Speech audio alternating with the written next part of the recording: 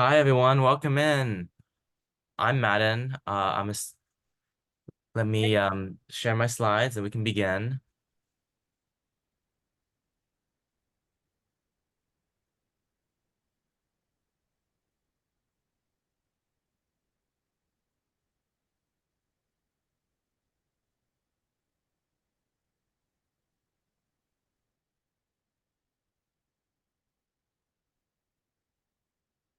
Can everyone see my slides?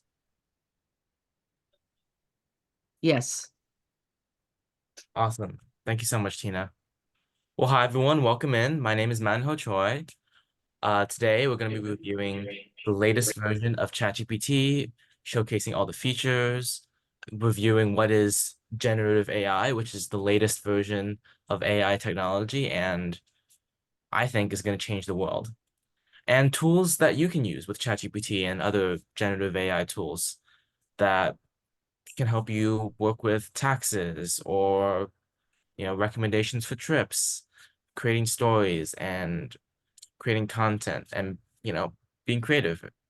Um, I'm excited to go over this with you guys. If you have any questions, put them in the chat and we'll review at the end.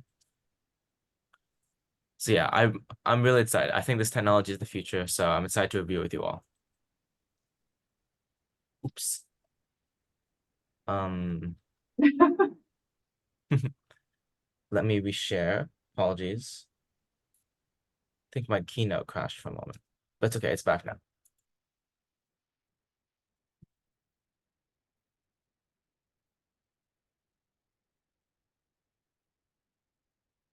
Awesome. Okay. So a quick introduction for me. I'm a student at UC Berkeley. I'm from the South Bay, my hometown's Campbell and San Jose. And I'm very passionate about and studying public policy, economics, and sustainable business. In the past, I've served as a student advisor to Congresswoman Anna Eshoo, writing reports on data privacy. This year, I served as a consulting intern for Skydeck, Berkeley's entrepreneurship accelerator, focusing on clean energy research. And I'm excited to review this with all of you because I think my teachers talk about it a lot as well. And all of them have different policies, funnily enough, because sometimes they're afraid of plagiarism, but sometimes they want to use it to encourage creativity in class. And I think you're going to see why so many teachers are excited or worried about it. So a little recap. Well, today we're going to go over what the last two sessions we did quickly, and then we're going to go over what is generative AI, this new form of AI that's sweeping the world. Um, and we're going to go over the latest version of ChatGPT 4.0, and that's an O, not a zero. They're very particular about it. And the latest features like translation, creating photos, analyzing graphs, charts. Um, Sounds a little boring, but it's gonna be really fun, trust me. And how to protect your privacy. How do you know your data is secure when you're using these tools? Because they are really powerful tools, but I think there's so many people are sharing private information about themselves, about their companies, and I think it's a valid concern to be worried about your own privacy. So we're gonna be going over that.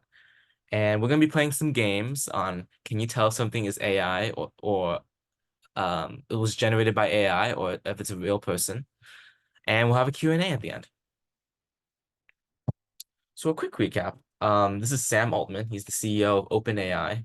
They are the creators of ChatGPT, and they are a mix of a nonprofit and for-profit called Capped Profit Company.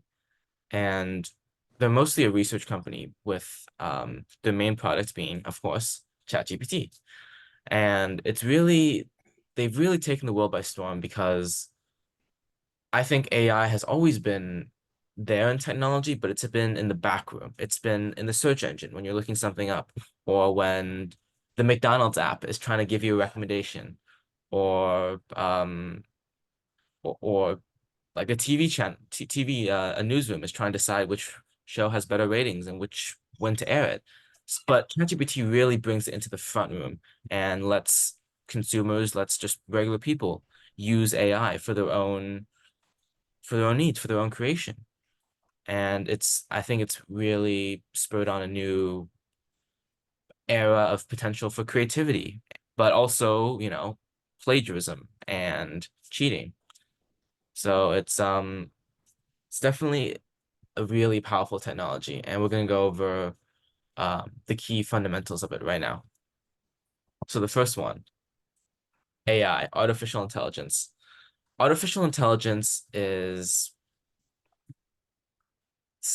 intelligence that mimics a human's, and it's a broad term, but it's like ChatGPT is AI. Like Google search, it uses AI to figure out what's the best link to give you. Google Maps uses AI to analyze data and see like, hey, look, there's a bunch of this traffic congestion here, avoid this route. So it's a broad term. Specifically, one of them is machine learning, which is almost the predecessor to generative AI, which we're about to go over. And machine learning it's it's more basic, and it's about automating a simple task, but using data. For example, there's robots that Oh, a good example, Facebook. Facebook does not allow terrorism or sexually explicit content on its platform. And while, there are humans who go through content and try to be moderators, they don't have enough people to go through every single Facebook post. So they use machine learning to determine which posts, hey, this one has sexual content because they just feed a bunch of really gross images to it. And so the machine's able to detect it and automatically take it down.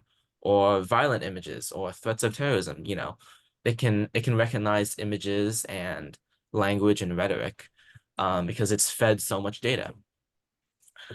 And but it's usually only for one specific task. And which is why this is so huge. Generative AI. Generative AI is an artificial form of artificial intelligence, and but instead of just analyzing and reviewing and determining things like machine learning, it can actually create things. It can create text like writing essays, images like the ones you're about to see, like images like art, or or like pictures of people that really look like people, but they're not actual people, or music. And there's so much potential, and so much it can do. And I'm about to show you some of that stuff. It's powered by models like GPT-4, which is the latest version of ChatGPT, and it stands for Generative Pre-trained Transformers, which, it's really technical, really boring. But it's using this thing called deep learning to process and generate large amounts of data. That's one of the strengths of AI and ChatGPT and generative AI, is that it can go through so much. It can comb through hundreds of pages of a history book or equations or code in seconds. And that's why a lot of people are afraid of, their jobs being automated, which we're about to go over. Um, it- it's it's a really quick explanation on the way it works is that, kind of like machine learning, it's taught to do a task by reviewing data, but it's like a guessing machine. It's fed so much data, and it guesses the next word. Like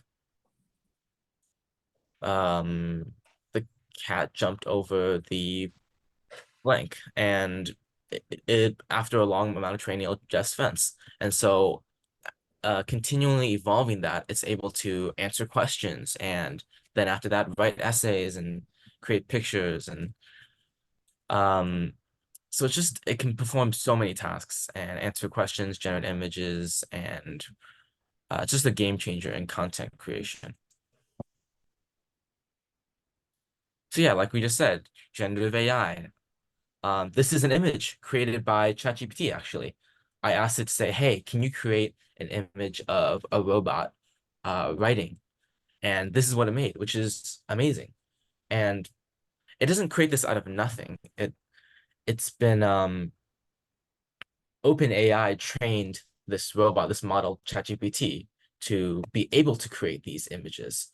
And they train these, they're called models, by going over data. Like, um, they say that they use publicly available information, like, and they have a deal with like Getty Photos, or they comb data from Reddit or the internet or social media, and that's how it's able to generate art like this. They take other arts and then they recognize patterns and they're able to spit it out again.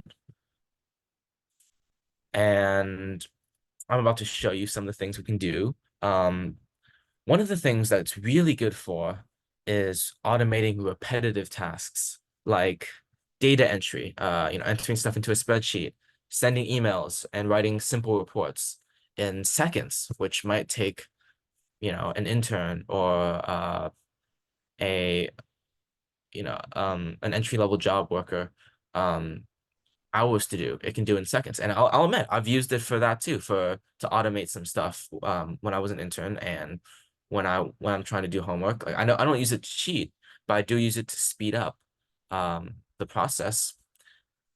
And but that's also why a lot of companies right now are laying off entry-level jobs, or they're cutting their workforce because they realize they can automate a lot of tasks. And so I'm sure you have a lot of questions, and we'll go over that at the end. But while it also can automate and eliminate some jobs, it also has the potential to create new ones in engineering and maintaining these models. And a McKinsey report said that it has the potential to add $2 to $4 trillion of GDP into the world economy every year. And for context, the GDP of the UK is only 3 trillion. So it's like a whole New England. Um, and one thing, I'll go over this again, but one thing to watch out for is that because it's generative, it's creating new things. It also has the potential to, it's called hallucinate and make things up, because it's taking the patterns that it's learned by going over this data, the text, the images, and create something new. It doesn't, it's not taught like we are. It doesn't know right from wrong. So it can just make up things like facts or images or the way people look. Um, so there's definitely a lot of work to be done to make sure generative AI is accurate and responsible and respects people's data privacy. So I'm going to show you guys an example of generative AI. And this is a video of Will Smith eating spaghetti. It's not an actual video, but I believe it's a very early beta test from 2 years ago of AI generating video. And so we can play it here.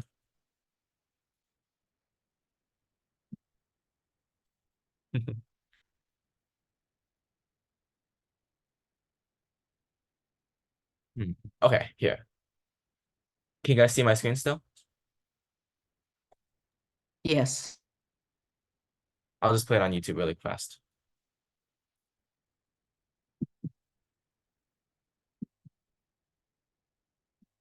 Oh, that's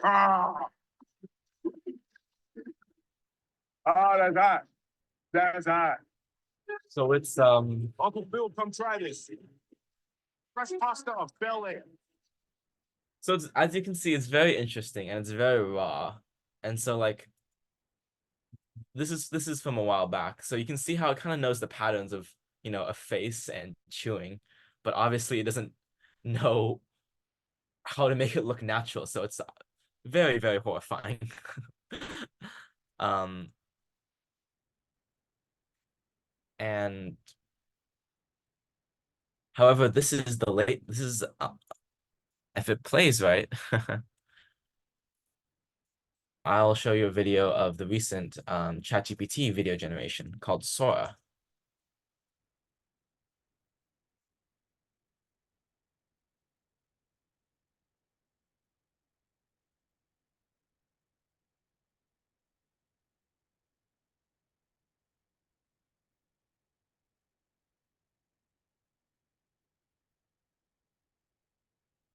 a cartoon kangaroo dancing,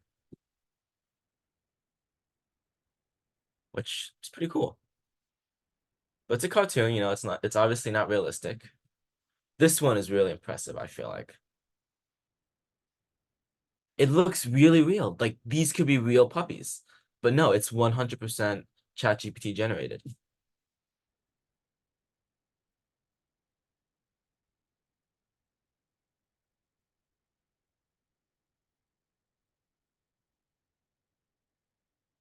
And there's a really good example of someone surfing. Oh, here's the one. It's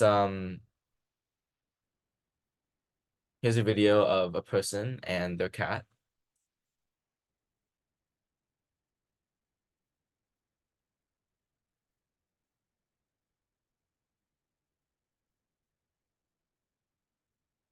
So obviously there's little things like, the face looks really scrunched up and weird.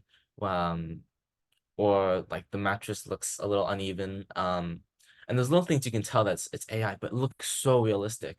And the pace that generative AI is advancing is just tremendous. And I don't know, some people, I think it could be unstoppable. We'll see. We will.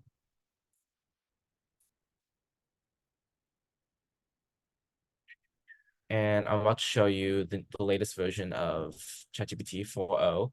I'll use my actual phone in a moment, but first I'll show one of the latest features that they haven't released yet, which is analyzing video. And here it is meeting a dog.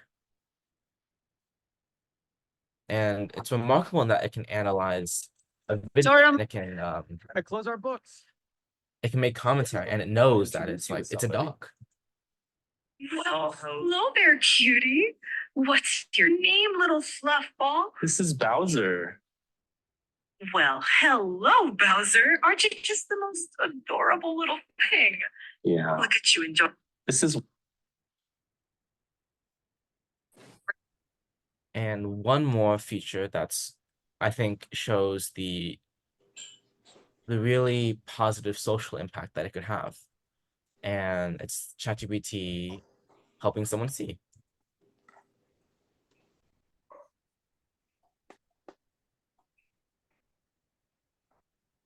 Is So the king in residence? Be My Eyes is an app that helps people that allows pictures to be described for people with visual impairment or who are blind or who have a disability.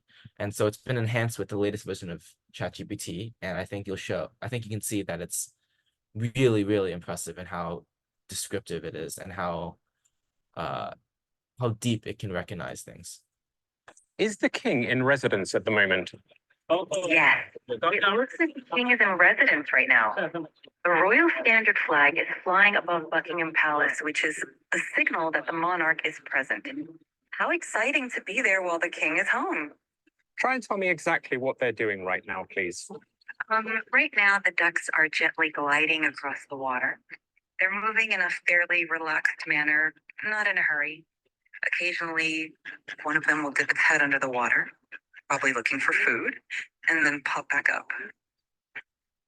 I even know when a taxi is coming with its orange light on.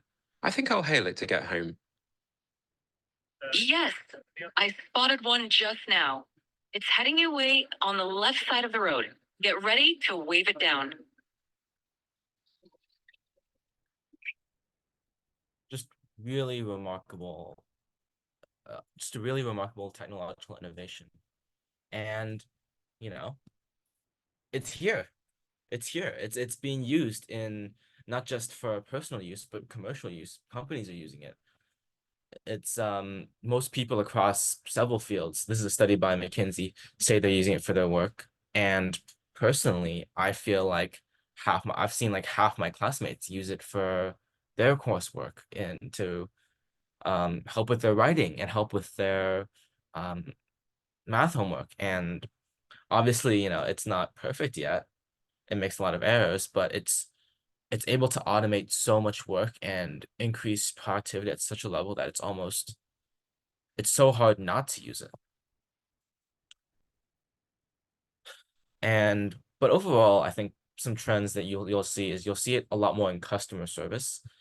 The latest version is really remarkable. I won't show you the video, but it's remarkable in how it's able to analyze customer tone. Like, hey, is someone upset? Are they urgent? Or what are they calling for? What's their need? So customer service is one. So I think you're gonna see a lot. I think you're gonna be talking to a lot more robots on the phone, which, is good and bad. So, but it's also going to be used a lot in banking because it's so good at combing through data, which is what a lot of the financial services do. And high tech, it's really good at basic programming. I'll show you in a moment when we demonstrate using my ChatGPT app that it can generate code for a basic website. But yeah, we've been talking a lot about ChatGPT, and to be fair, it is the largest one. It's the most well-known for now, but there's a lot of different chatbots and AI platforms to use. Obviously, ChatGPT by OpenAI, and Gemini is Google's response to it, and Copilot is Microsoft's chatbot app, and they like to brand it as your companion, as a helper, which is very interesting. And Perplexity is interesting. It's also similar to chatbot, but it's a search engine, and it tries to combine generative AI, creating answers to your questions with also web links, which is interesting because I don't Google is testing it out, but overall they're almost behind. These companies, Perplexity, ChatGPT, they're the pioneers. And it's actually more expensive to have generative AI rather than regular links because it could be wrong. There's liability, but there's also less ad revenue because you can't link to a sponsored site if it's generated, and also it costs more in computing power. It costs more power. I'll show you in a moment. Here's the link to one of them, gemini.google.com. It looks familiar, doesn't it? Let's open ChatGPT. They look kind of familiar, don't they?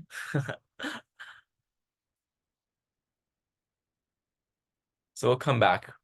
So we're so close to demonstrating it. So some new features we'll go over really quick. So before, the link was chat.openai.com, but they've simplified it in the new version. It's just chatgpt.com.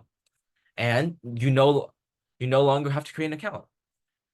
If you don't create an account, you can still use it. You can still ask it questions, and it'll still give you responses. However, you won't be able to use the new features like talking to it with your voice, or sending it images, or having it create images. So it's a lot more accessible. One thing that's remarkable is that it's almost a little scary, I feel like. It can remember information about things you say across multiple chats. And I was trying to get it to help me with a script for something, and it said Maddon Choi, who is a student at UC Berkeley who studies this and this. I was like, wait, I didn't tell you that in this chat, but it remembered it from a previous chat. And I think a lot of people are worried about their data because of that, which I'll make clear. It's only the specific data like your name, information about yourself. That's only saved on your device. But as we'll go over in a moment, when you do use ChatGPT, it does train the bot overall across all the systems on how to respond, even though it doesn't save specific information. And it can now browse the web. You can ask it questions like, what is the weather in San Francisco right now? And it'll be able to look it up in real time and get the response. Before it couldn't do that, it was trapped in 2021. So I think that's a real game changer, that it can browse the web. It can also complete a lot more advanced data analysts,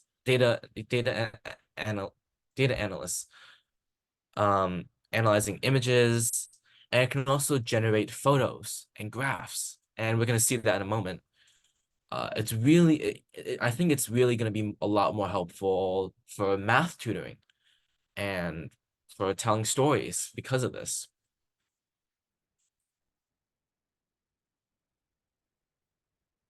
But I think some question that people asked me, they sent it to me before this, before I started on this workshop, was that does ChatGPT save what you ask it?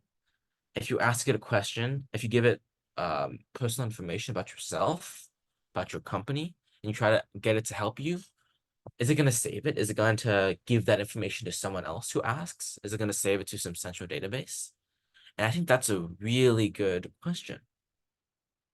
And I think data privacy is so important, especially with AI. And the answer is no, it doesn't save it, but also it kind of does. And it'll save it to your device. Unless you turn the memory setting off, which I'll show you how to do, it will remember it in the latest version across every chat you talk to it. So, and it'll save to a specific ChatGPT device, like your phone or your computer. And it'll remember things like if you talk about Maddon Choi, you can give him information about him, or Tina Choi, and you give information about her, or about the city you're from. It'll remember that, and it'll reuse that in future chats. But it won't be sent to a central database that the company owns. And someone asked me, hey, does it, if I ask it a question, it gives me an answer, is it going to use that same answer for someone else? And the answer again is no. It's generative. Every single time you ask a question, it's meant to generate a new response. And it won't save that response. However, that's the thing. Remember how we said AI is a machine that it's trained through data? When you do that, when you ask a question, it answers, and it'll know whether it's a good response or not, because sometimes it'll ask you, hey, was that a good response? And you can thumbs up or thumbs down. Or if you keep asking questions based on the information it gave you, it'll know that it's a good response. And it trains itself. It improves its own model. It won't use the information you give it, but it'll know that the type of response it gives. If you ask about the weather, and it'll link to a specific type of website, or it'll give you it'll say it to you in a specific way, giving the weather first and the location, and also caveats. It'll know that that's the way to do it. So it won't train using the specific information, but it'll train using the method. And it does that by converting the text into numbers. And basically it improves its formula, its algorithm that way. So if you have any questions about that, ask in the chat and I'll answer in the end. But yes, it will train itself using it's using the information that it gives to you. But you can turn that off. And I honestly recommend you do. I'll show you how to do that in a moment. Oh, yes. And so this is an excerpt from their data privacy page. And it basically explains how ChatGPT works and how it's trained and how it uses data. And so it doesn't store or copy the sentences that you give it or that it gives you, but it trains to improve the quality of sentences. And so yeah, here's like the future of generative AI. I think obviously there's still a lot of safety and ethical considerations. I would say it's not ready for things that have massive stakes, like court proceedings. Because it has a tendency to hallucinate, it can make things up. A lawyer was actually disbarred in the United States because he tried to use ChatGPT to write a brief for his case. But ChatGPT, it did cite some real court cases and made a somewhat of an argument, but it also actually made up some cases because it doesn't always take factual information. It recognizes patterns and can generate new things, but sometimes it'll just make things up. So that's the danger.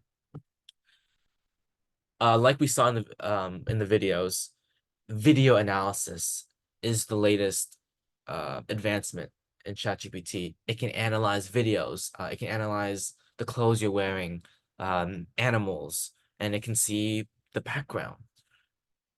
And it's starting to become, after generative AI, the latest aspect is called spatial awareness, where it's aware. That's how it generates 3D videos. It's aware of 3D spaces and its place within it, and that's how it generates videos. That's also how robot arms. If you've been to that one place in San Francisco where it's a robot arm making burgers, that's how it does it. It's aware of the space that's around it. And emotional intelligence is something that obviously it doesn't have because it's a robot. It doesn't feel. But it just imitates emotion. But it's starting to recognize emotion, like through tone of voice when you speak to it. So I've done a lot of talking. Let's test it out. Let's have some fun. So as you know, here's ChatGPT. We'll start by searching it up, chatgpt.com. And I'm already signed in, and I have the latest version, GPT 4.0, which is free to use. Anyone can use it. You just need to create an account. But I grew up in the South Bay. I'm not as, but I go to school in the East Bay in Berkeley, so I'm not as familiar as about the geography. So I wanna get a lay of the land. So let's find a little map of the East Bay. Here's Wikipedia. Here's a map of the East Bay. You can see Oakland, Berkeley, Walnut Creek, the whole area. A little bit of San Francisco. So let's take that image. I'm gonna drag it over to the side, saving it, and so I'm gonna give it to ChatGPT. So I just dragged and dropped, very easy, and I ask it. So first of all, let's see, does ChatGPT know what this image is? What is this? It's loading the response. This is a satellite map of the East Bay region in Northern California. Has various cities like Berkeley, Oakland, San Leandro. And it can even recognize the highways. This blurry little text here, it recognized that this is Highway 580. And State Route 24. And it even notices natural landmarks. And wow, so that's really cool. But I want to know, like, what is there to do? What is there to do for fun in this area?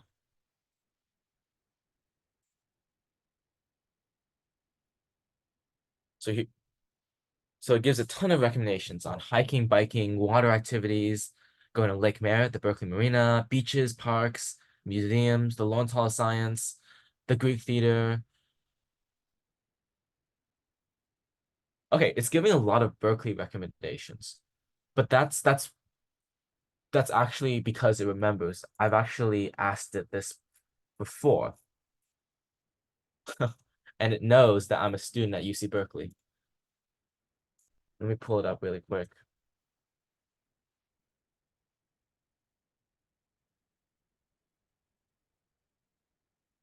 My GPTs.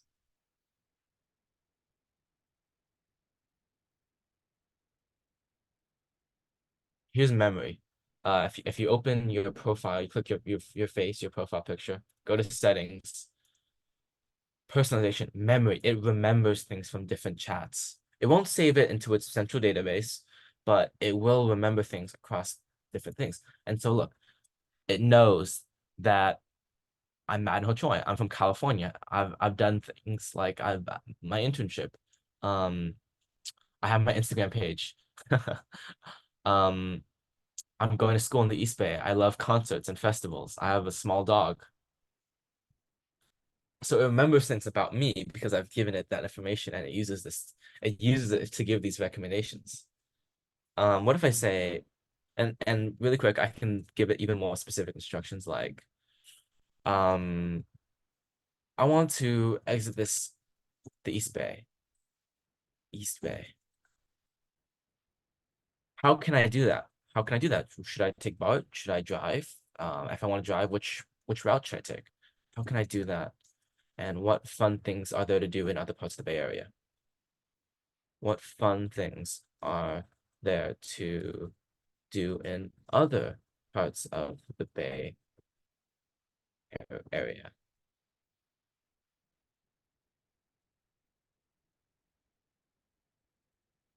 So exiting the East Bay, it gives me recommendations. If I want to drive, taking the Bay Bridge, the San Mateo Bridge, the Richmond Bridge, I could take BART, I could take the bus, the AC Transit, or take the ferry to San Francisco, Oakland, or go sightsee in San Francisco, or check out the Tech Museum in Mountain View, visit Stanford, boo, or go hiking. So there's a ton of recommendations.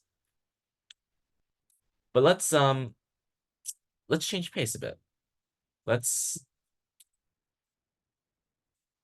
do something that's more applicable to you guys, San Mateo County residents.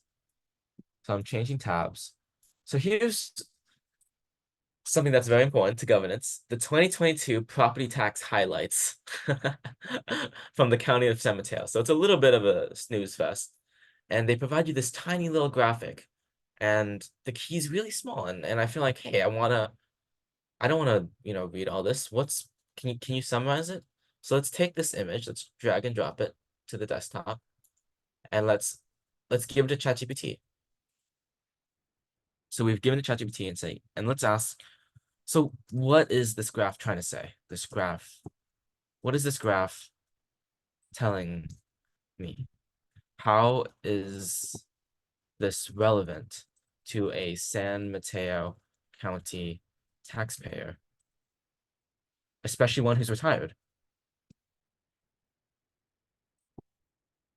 So let's see. So it's analyzing the graph right now, and it's responding. So it knows that this is a detailed breakdown about how property taxes are distributed in San Mateo County, from 2021 to 2022. And it's remarkable how it interprets the chart. So 51% goes to school districts, part of it goes to county, the cities and towns, and it's right, 51% cities and towns, 15% cities and towns, 1% goes to former RDAs. And it's remarkable that it can just, obviously we know that the colors align and that it that's what this graph means. But ChatGPT, a chatbot, knows that, can interpret this graph and knows that these two aligns and can simplify it. So it's relevant to people who taxpayers, because the quality of local schools matter. San Mateo County invests in education. And it's also relevant to know that 20% of the tax goes to support services like parks and public transportation and libraries, things that everyone benefits from. So it's really remarkable. And you can use that for the rest of this. Let me copy and paste the rest of this press release. So let me just say, it's so boring. Let's say, let me ask ChatGPT, can you summarize the rest of the tax info here? And I'll put this in quotes. So I'm asking it, can you summarize the rest of the tax info from the website?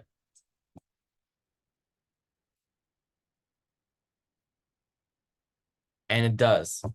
It highlights what new charges are for, if the property tax is going to grow, where it's going to, and how to contact the county controller. All right, and one more really quick.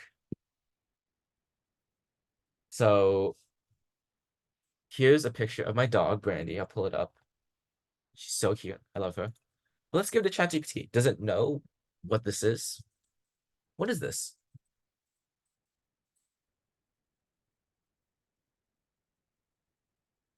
Oh, okay. I goofed up. I gave it this information already, and it recognizes the photo.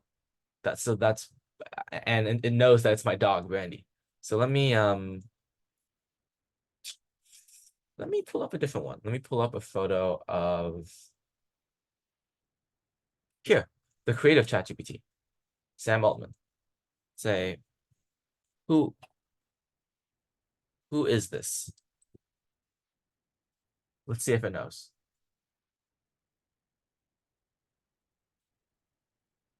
Okay, so it's meant to not recognize people in photos. But there's some fun things you can do with it. So can you generate an image of this guy flying in San Francisco?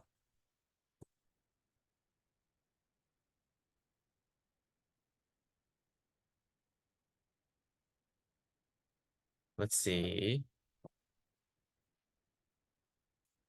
Oh no. Okay.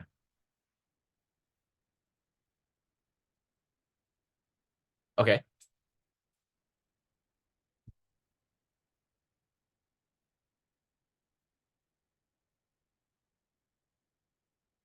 Sorry for the slow time.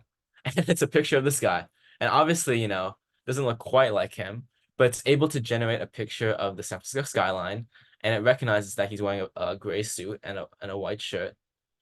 And it's a picture of this guy flying over San Francisco. Kind of cool in my opinion. And for the record, this is the picture of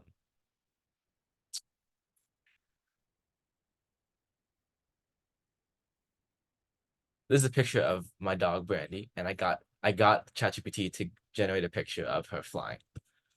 So I'm very proud of that. But let's go back to the presentation really quick. I think we're gonna wrap it up really quick with some information about data privacy.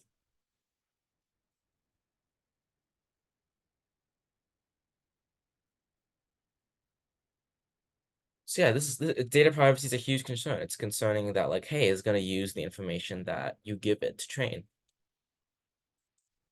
And so, in preparation of this, I read the entire OpenAI data privacy page, so you don't have to. And it was a process, but I think it answers a lot of really good questions about privacy and how secure is our data. And by the way, ChatGPT lets you opt out of, using the dialogue, the response it gives you and the stuff you give it to train its models. But some models, like the one earlier that we showed, Microsoft's Copilot, it doesn't even offer people with personal accounts the option to have their information not train the software. So definitely be careful out there.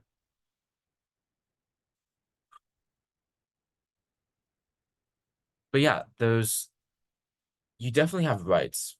Even when you're using the service, when you have an account or if you're using it for free, you're able to request to delete your information. If you have an account and you delete it, it will delete your information. And I'll send some links in the chat too if you're interested in learning more. Here's the link to the privacy page. And you're able to delete your information, you're able to opt out of training, you're able to turn off memory.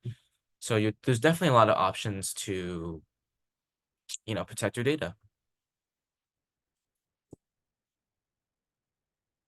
And one thing that's important, I think social media like Facebook, Instagram, it's free to use. Anyone can use it. But the downside is it knows it the way it makes money is that it recognizes patterns that you give it, like the content you like, the types of stuff, whether you like rock music or fashion or artwork. It'll recognize those patterns about you and it'll sell that data to advertisers. And that's why, your ads will get oddly specific when you're on Facebook. But ChatGPT, it does not do that. It does not sell personal information or share it to advertisers yet. I'll caveat that. But I think you definitely don't have to be worried about that for now. It makes money through there's a paid option with more features. That's one of the reasons. And it licenses the software out to other apps. Like I think there's a travel one that has a ChatGPT chatbot option now. What was it? I can't remember now. And they're working on a deal to integrate ChatGPT with Google or Apple products. So that's how it makes money, not by selling to advertisers. So definitely don't worry about that. But yeah, just to recap, there's definitely ways to turn off data collection on other apps like Gemini.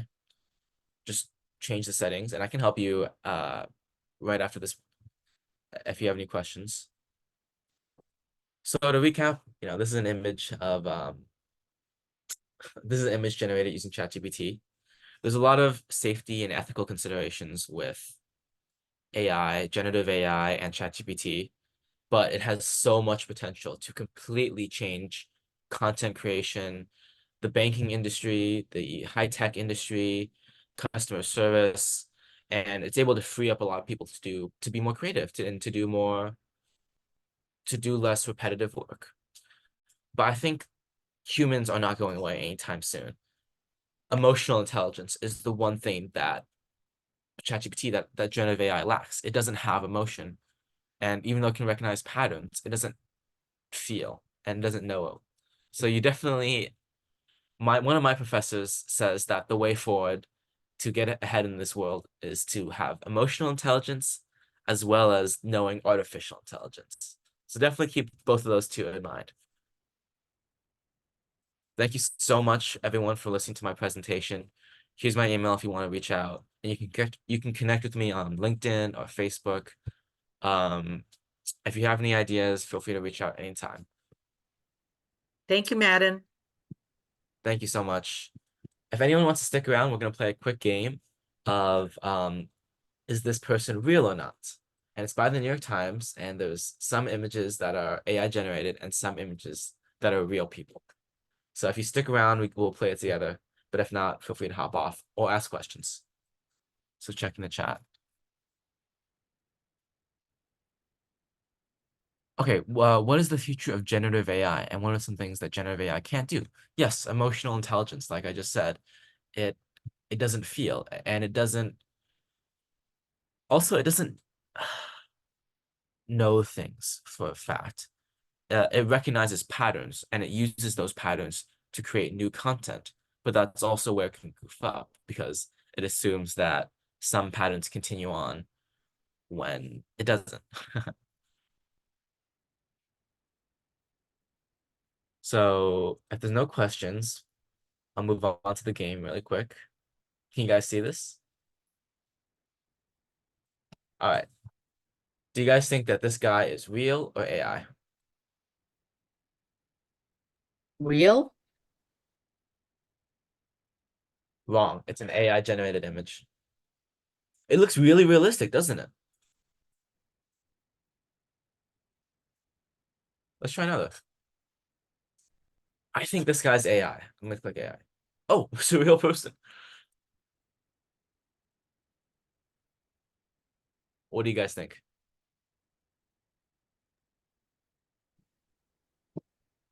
Let's see. Real?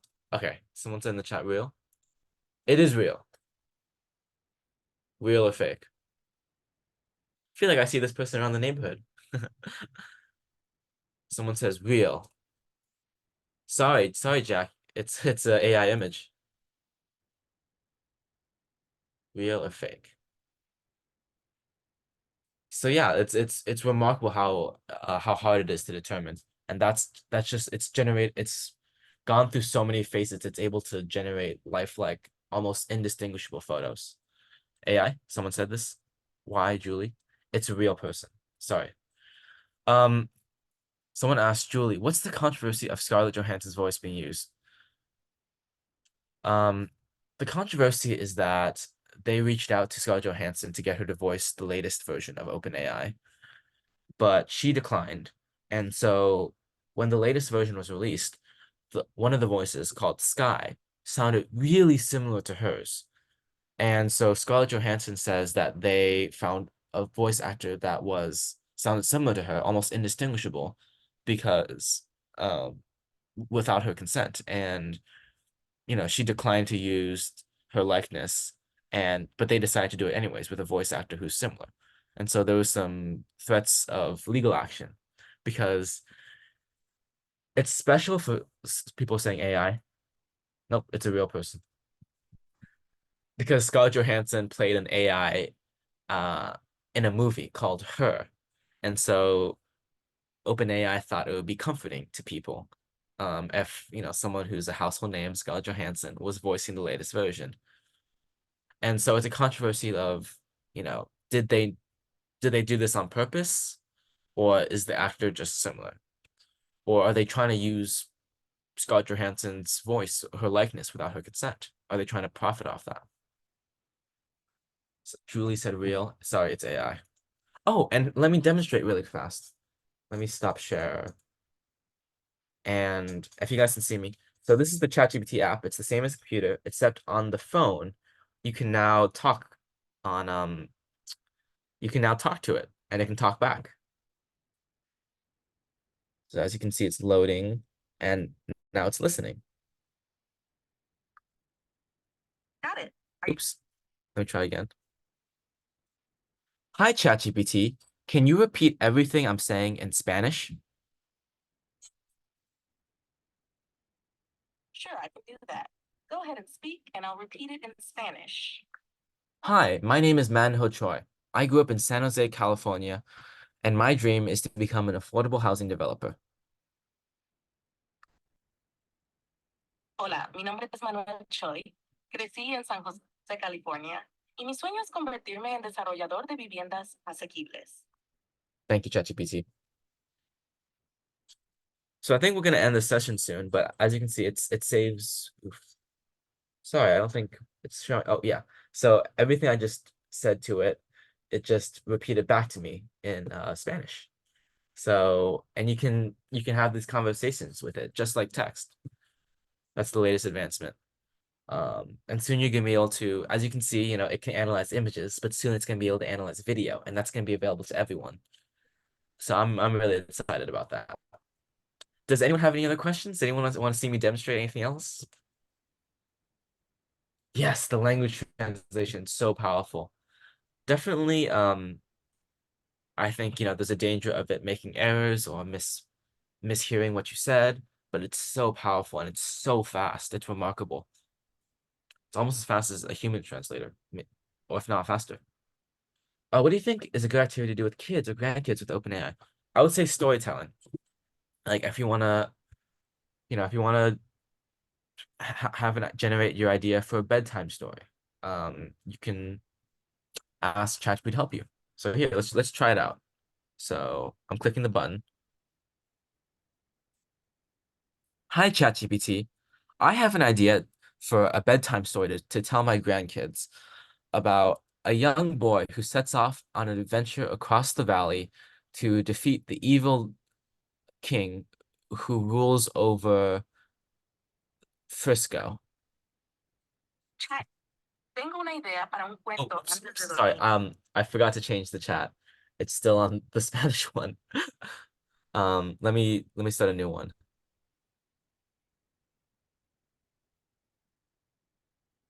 Hi, ChatGPT. I'm looking to create a bedtime story to tell my grandkids.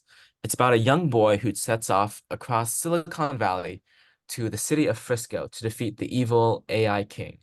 Can you help me write a story about that? Of course. Here's a bedtime story for your grandkids. Once upon a time, in the heart of Silicon Valley, there lived a brave young boy named Alex. Alex loved adventure and was always curious about the world around him.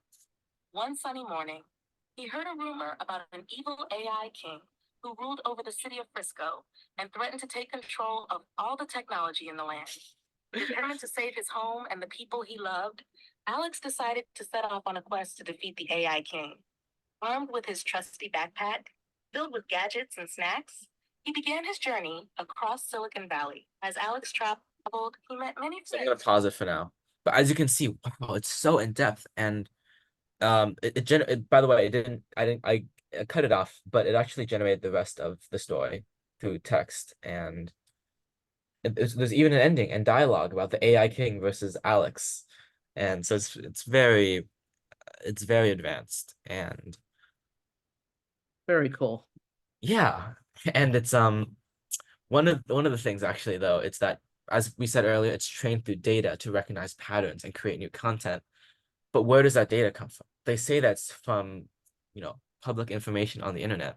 But some companies like the New York Times and other news outlets have sued OpenAI to say, hey, you guys trained your robots using our articles, and that's why it sounds so similar. And so you're profiting off of our content and we don't get any money. So that's one of the concerns. How does the average person keep up with all this AI tech? Reading the Wall Street Journal. They have some great newsletters online, and I think they still do print distribution. And you can follow OpenAI on YouTube or keep up with Tronde. Well, I'm sure I'll do another workshop sometime in the future about this, and I'll give you guys the new update, maybe on GPT-5. Exactly. Thanks, Jack. All right, any other questions? I think we're gonna close it off soon. If not, thank you so much, everyone. I really appreciate Trivande for having me. Bruce, thank you so much. Thank you, everyone, so Maddon. much. Have a great day. All right. Bye-bye.